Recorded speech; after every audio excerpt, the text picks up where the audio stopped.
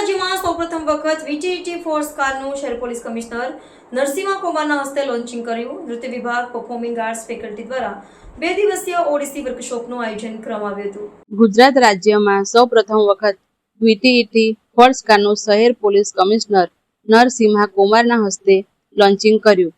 વીટીટી force કારનું મહત્વ વડોદરા શહેરની તમામ પ્રકારની ટ્રાફિક સમસ્યા તાત્કાલિક ધોરણે ઉકેલ મળે તે હેતુથી વીટીટી ફોર્સ કાર થકી હાઈટેક સીસીટીવી કેમેરાના માધ્યમથી ટ્રાફિક વ્યવસ્થાનું મોનિટરિંગ થઈ શકશે।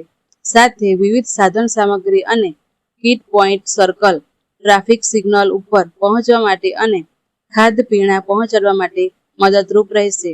સાથે આગ, ભૂકંપ અને અતિવૃષ્ટિ જેવી કુદરતી આફતોમાં આ કાર ખૂબ જ મહત્વની ભૂમિકા ભજવશે।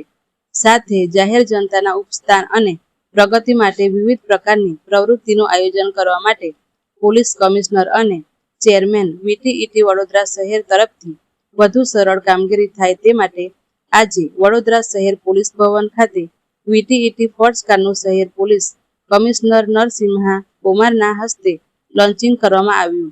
વધુમાં પોલીસ કમિશનર જણાવ્યું હતું કે વડોદરા શહેર પોલીસ તરફથી શહેરના ટ્રાફિકને સ્ટ્રીમલાઇન કરવા માટે, મોબિલિટી વધારવા માટે, રોડ સેફટી અંગેના કેટલાક ઇનિશિયેટિવ લેવામાં આવી રહ્યું છે। આના ભાગરૂપે આજે સ્ટેટ બેંક ઓફ ઇન્ડિયા તરફથી વડોદરા ટ્રાફિક એજ્યુકેશન ટ્રસ્ટને એક આધુનિક વ્હીકલને ડોનેટ કરવામાં આવ્યું છે। આ વ્હીકલ તમે જોઈ છે ડ્યુરિંગ સમર જ્યારે ટ્રાફિક બ્રિગેડના માનદભેદકો જ્યારે જંકશનમાં ઊભા રહે છે 45-46 ડિગ્રી સેન્ટીગ્રેડમાં એમના ઊભા રહેવાનું, એમના ડિહાઇડ્રેશનના કારણે કેટલાક કિસ્સામાં સનસ્ટ્રોક કે બીમાર થઈ જવાની કિસ્સાઓ બનતી હોય છે। એટલા માટે જે તે વખતે આપણે પ્રસ્તાવ કરી હતી કે આ પ્રકારના એક લોજિસ્ટિક્સ વ્હીકલ ઉપલબ્ધ રહે તો પાણીનું વિતરણ, છાસનું વિતરણ અને દરેક જંકશનમાં જે કંઈ પોલીસ ઓપરેશન માટે સપોર્ટ સિસ્ટમ અને લોજિસ્ટિક્સને પહોંચાડવામાં આવે તો પોલીસ ઓપરેશન સરળ બને। જંકશન ઉપર તૈનાત ટ્રાફિક પોલીસ અને ટીઆરબીનું કામ સરળ બને તે માટેનું એક પ્રયાસ હતો।